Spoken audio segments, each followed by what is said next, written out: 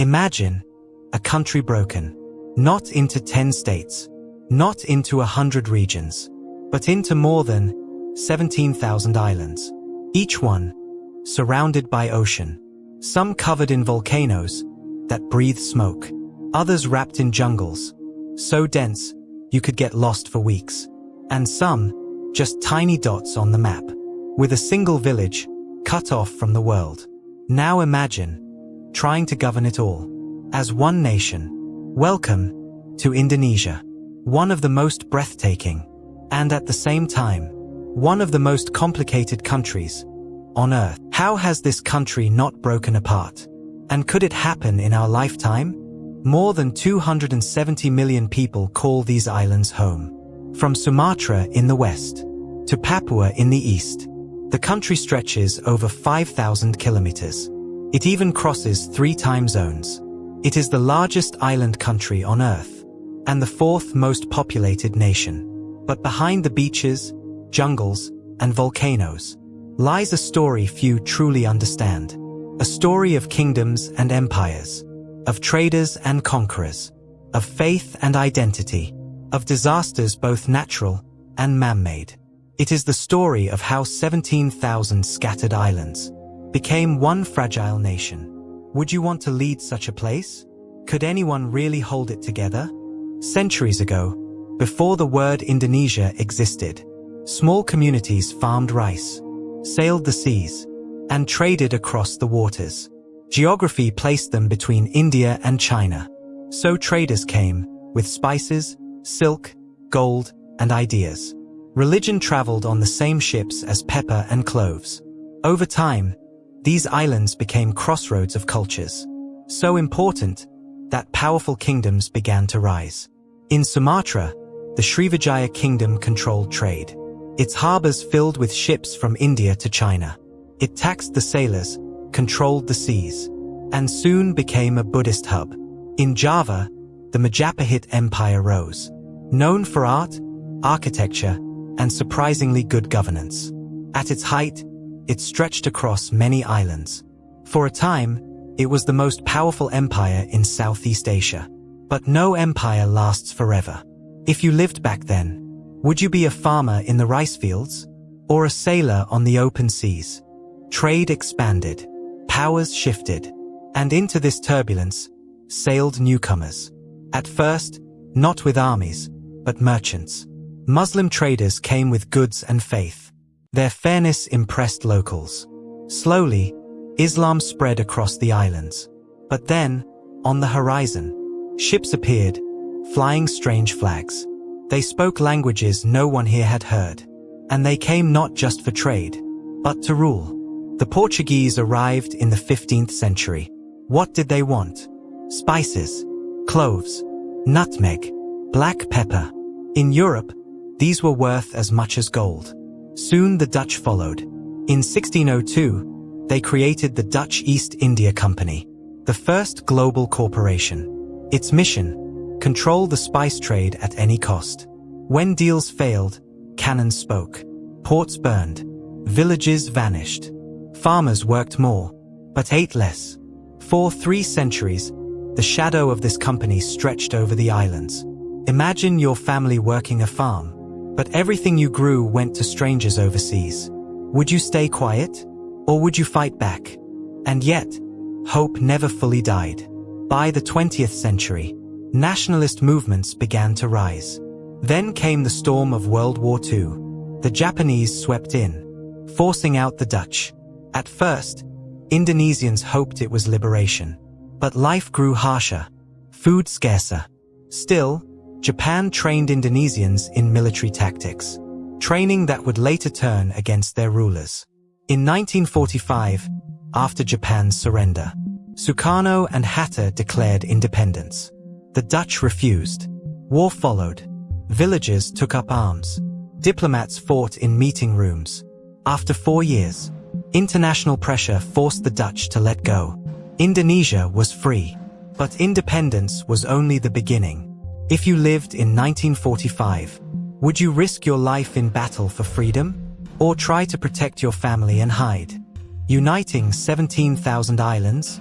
That was the real challenge. 700 languages. More than 1,000 ethnic groups.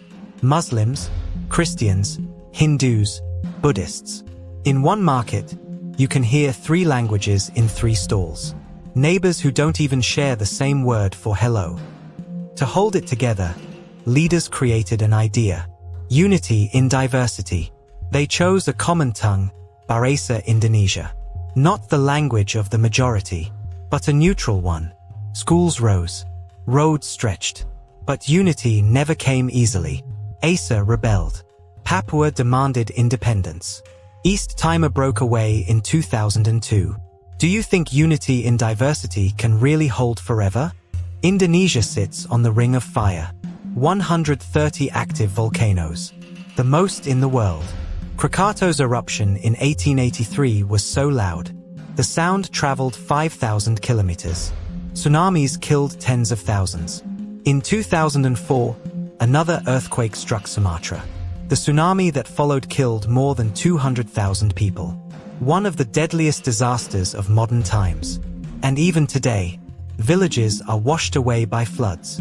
Homes buried by landslides. As if that wasn't enough, Jakarta, the capital, is sinking. In some areas by 25 centimeters a year.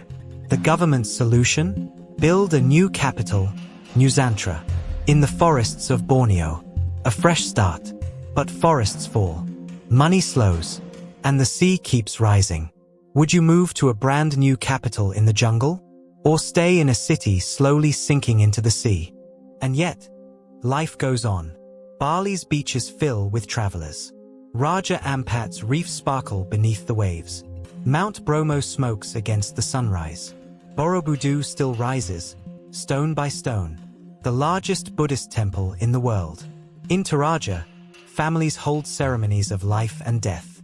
On tiny islands, fishermen sail the same seas. Their ancestors once crossed. This is Indonesia. Beauty and danger, side by side. If you could visit just one island, which would it be? For Germans, for Europeans, Indonesia is more than far-off lands. It is coffee in your cup, palm oil in your food, textiles in your stores. It is a country where climate change, deforestation, and megacities collide. A country that shapes the world. German tourists discover Bali and Lombok. Few yet see Sulawesi's reefs, or Sumatra's orangutan forests. But the bond is growing. Students study side by side in Berlin and Jakarta. Communities in Hamburg and Munich celebrate Indonesian culture. Would you want to see more of Indonesia beyond Bali? Indonesia has survived empires, colonizers, disasters, and divisions. But its greatest challenge may still lie ahead. Time. Can unity last across 17,000 islands? Across centuries of change? Across seas that connect and divide? That is the mystery of Indonesia. Fragile. Fascinating. Forever balanced between beauty and danger. But maybe that balance is the secret itself. Where most nations grow from one land, Indonesia was born from many. From contradictions. From fragments forced together. And somehow held by will, not walls. Its story is not one of perfection, but of resilience. Every island tells its own tale. A fisherman in Sulawesi, sailing the same waters his ancestors did. A farmer in Java, planting rice in soil enriched by volcano ash. A student in Jakarta, dreaming of a future their grandparents could never imagine. A child in Papua, hearing the world speak through a phone that connects her to millions. This is Indonesia.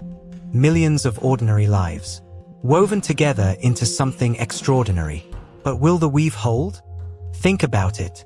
The sea levels are rising. The forests are shrinking. Cities grow larger, hungrier, heavier. And across the Pacific, great powers, America, China, look toward these islands. Knowing their position could tip the balance of global trade. Indonesia's place in the 21st century is not just about itself. It's about the world. The world eats its palm oil. The world breathes its forests. The world dives in its reefs. The world needs its unity. Because if Indonesia fractures, The shockwaves will travel far beyond these islands.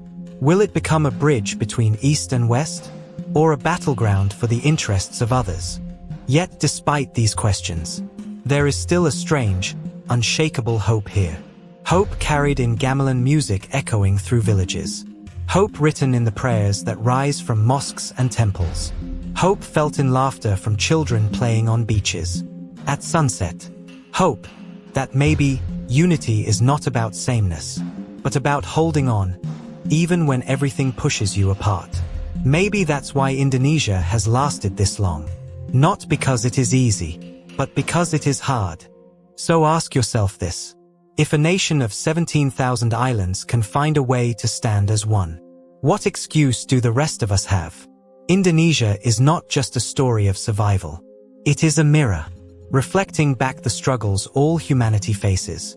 How to live together, how to share resources, how to endure disasters, how to bridge divisions. And perhaps that is why Indonesia matters more than we realize.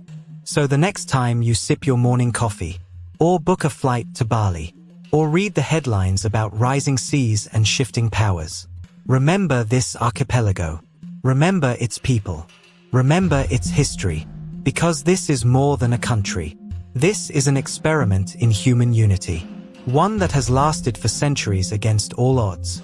One that could collapse tomorrow, or endure for 1,000 years more. If you could decide Indonesia's future, would you build new cities in the forests? Would you protect the reefs and jungles at any cost? Or would you chase growth, even if it meant risking the balance? Comment your thoughts below. Because the story of Indonesia isn't finished. It is being written right now. By its people, by its leaders, and by a watching world. So don't just watch this story. Be part of it. Like this video. Share it with someone who needs to see a different side of the world. And subscribe for more journeys into the places that remind us of what humanity is capable of, at its most fragile, and its most powerful. This is Indonesia. 17,000 islands. One nation. And still, a question mark.